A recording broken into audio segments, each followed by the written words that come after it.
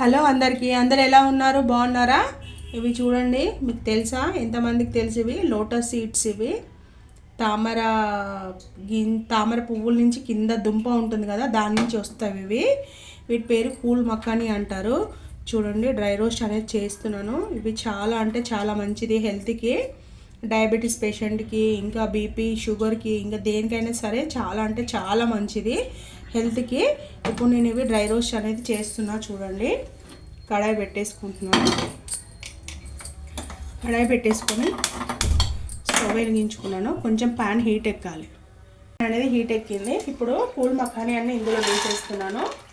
వేసేసి బాగా dry roast అనేది చేయాలి.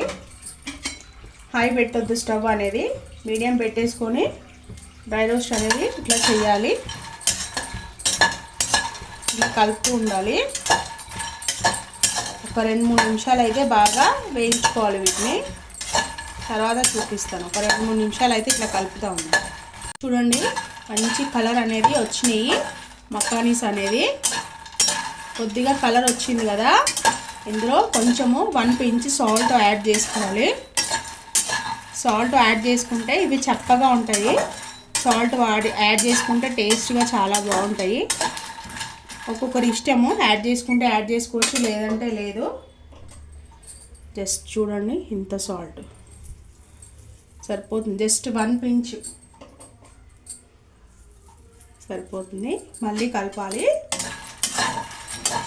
ఇవి దీంట్లో చాలా అంటే చాలా ఫైబర్ ఉంటుంది, చాలా ఎక్కువ ఫైబర్ ఉంటుంది. హెల్త్కి అనేది అసలు నిజంగా చాలా అంటే చాలా బెనిఫిట్స్ ఉన్నాయి ఇది. తర్వాత వెయిట్ లాస్ అవ్వడానికి కూడా చాలా ఉపయోగపడుతుంది ఈ మకానీస్ అనేవి, కూల్ మకానీస్ అనేది.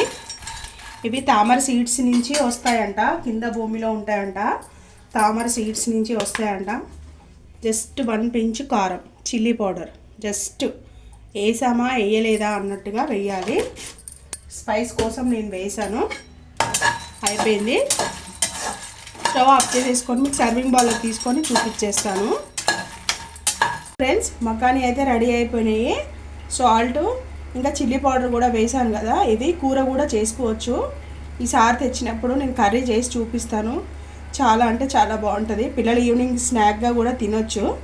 ఓకేనా ఫ్రెండ్స్? ఈ వీడియో కనుక మీకు నచ్చినట్టయితే లైక్ చేయండి, షేర్ చేయండి, నా ఛానల్ సబ్స్క్రైబ్ చేయండి. నేను మాట్లాడలేకపోతున్నాను ఎందుకంటే దగ్గు వచ్చేస్తుంది.